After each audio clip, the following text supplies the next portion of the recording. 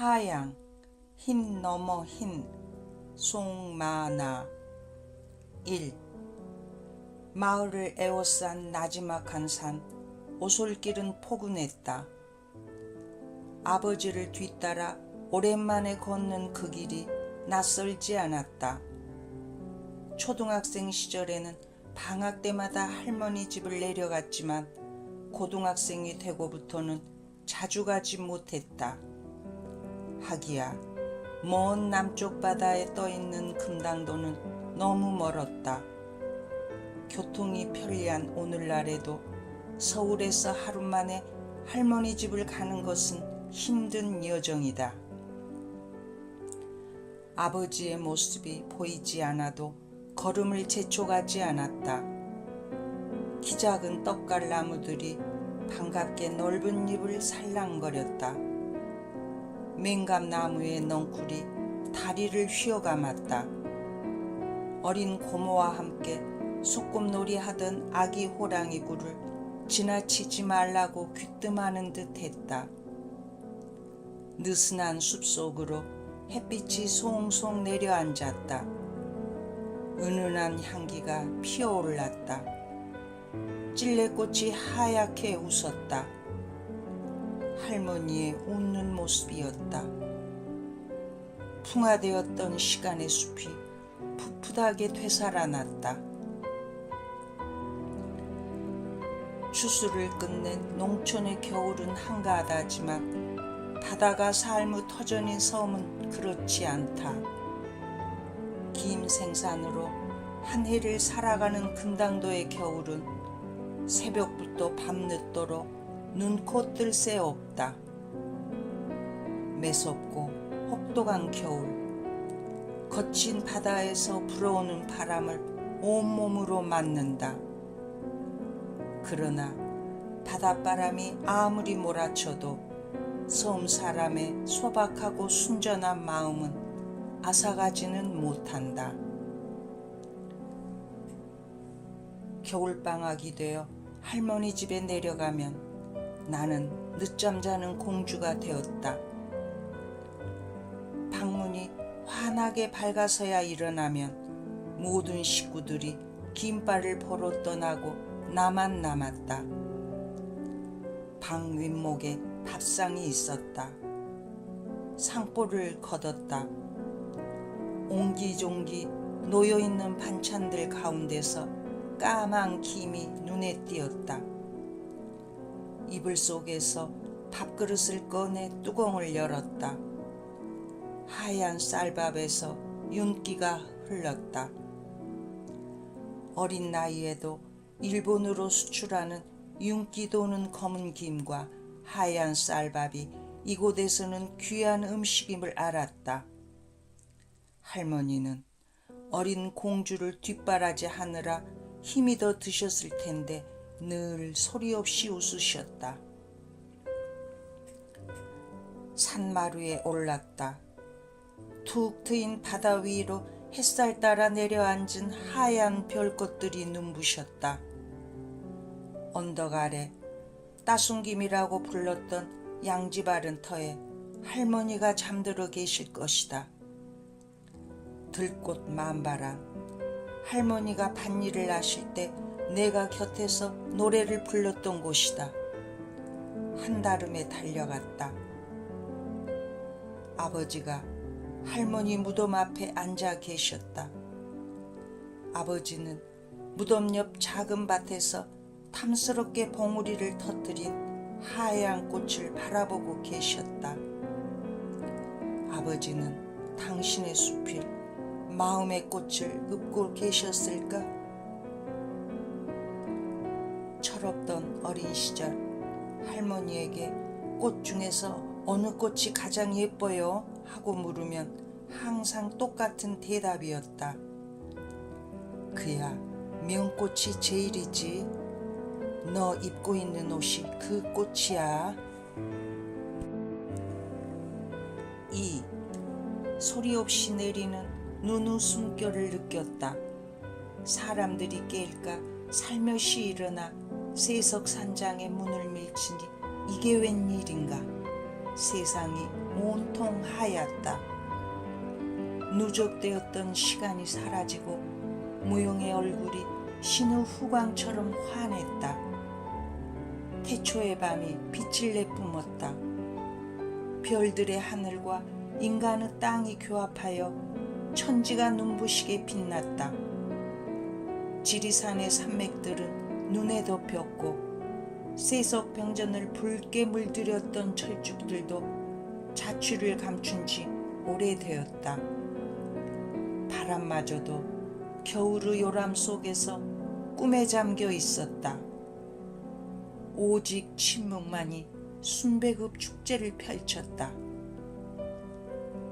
아, 누가 이 축제마당에서 무량한 춤사위를 펼칠 것인가? 가난하고 외롭고 높고 쓸쓸한 인간 존재의 숙명을 노래한 시인 백석의 흰 바람벽이 있어가 떠올랐다.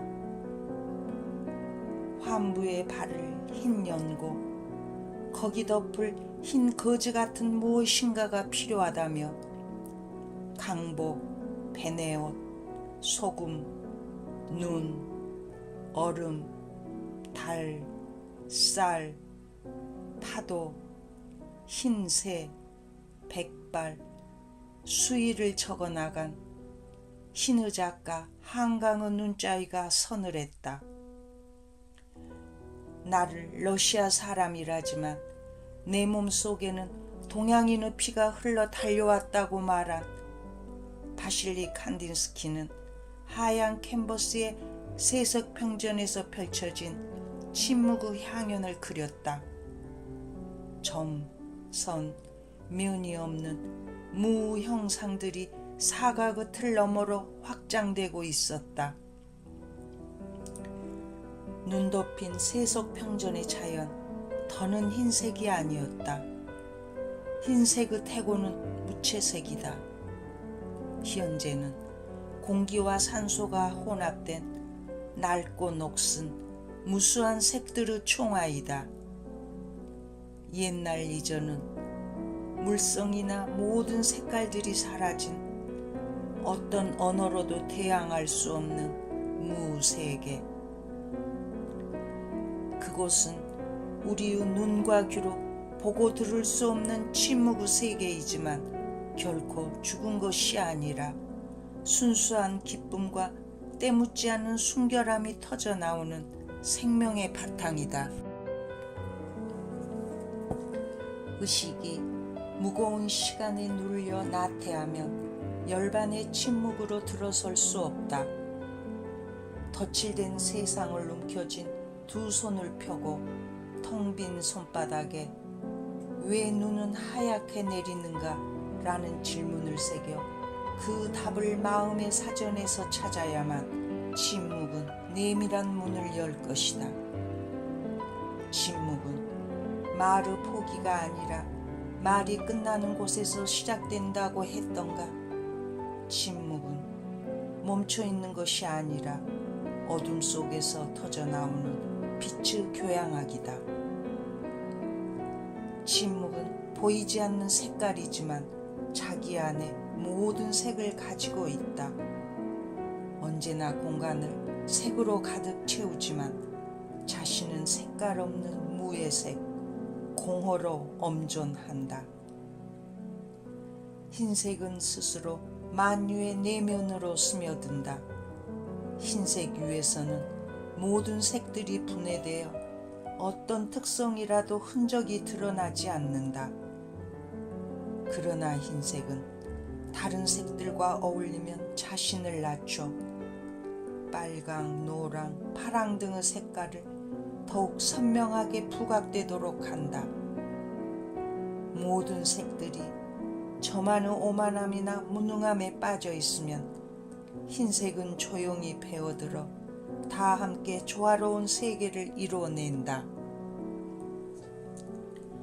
흰색은 인간 심층에 있는 근원의 색이다.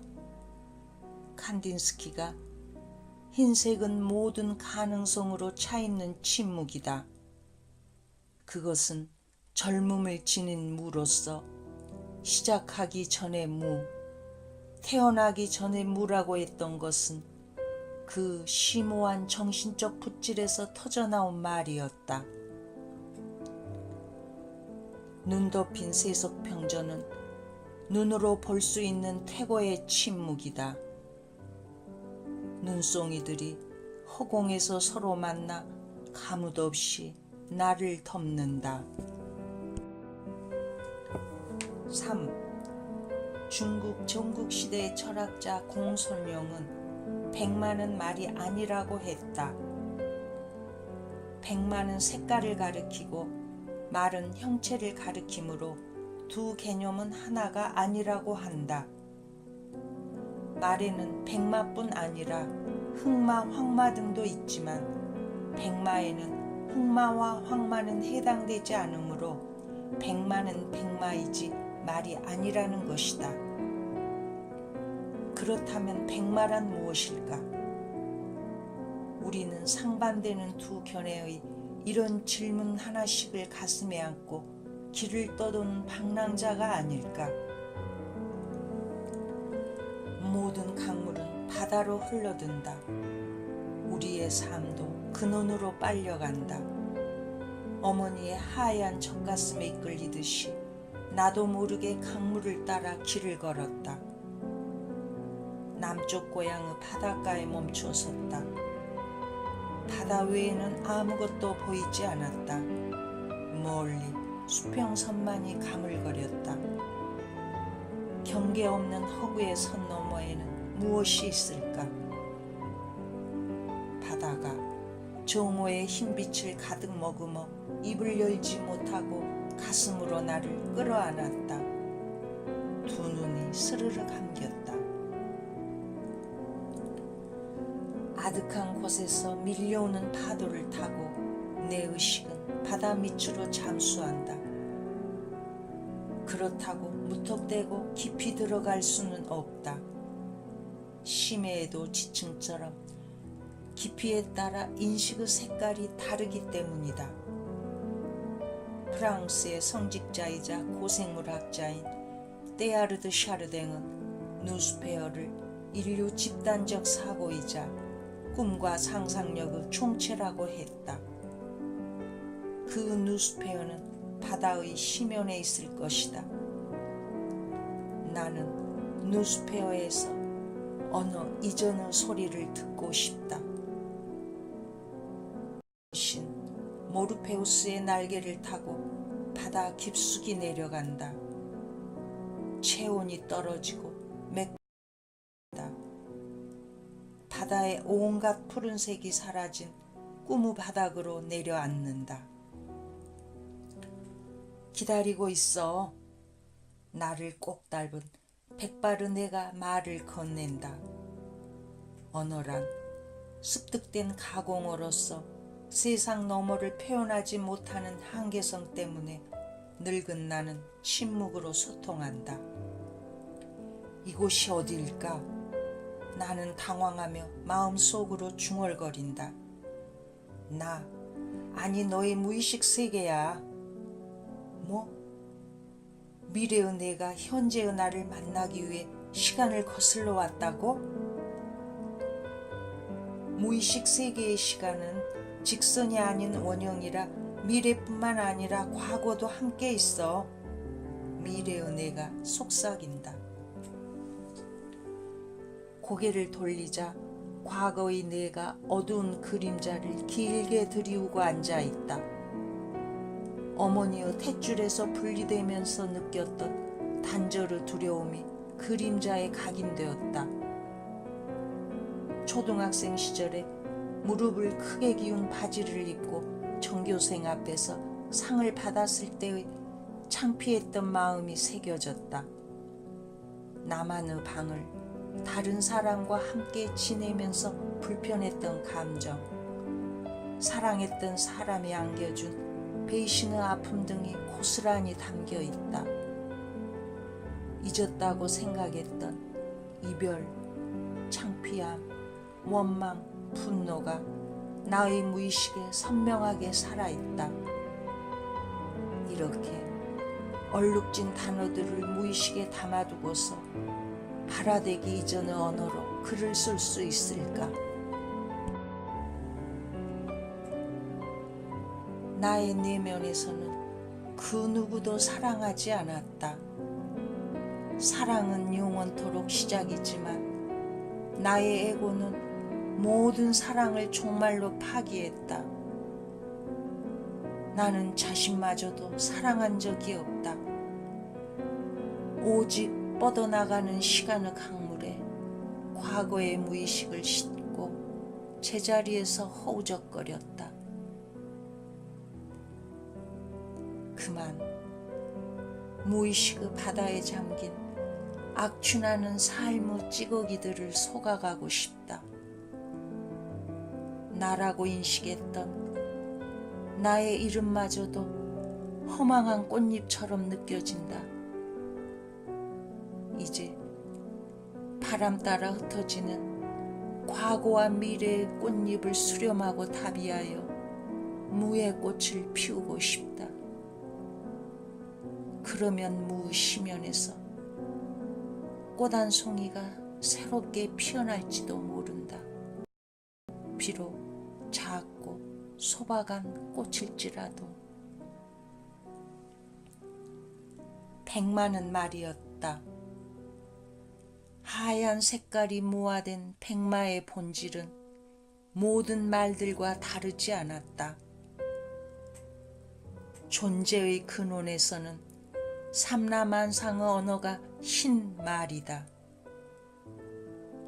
언어에 기표와 기의가 들어설 수 없는 알파와 오메가의 속침.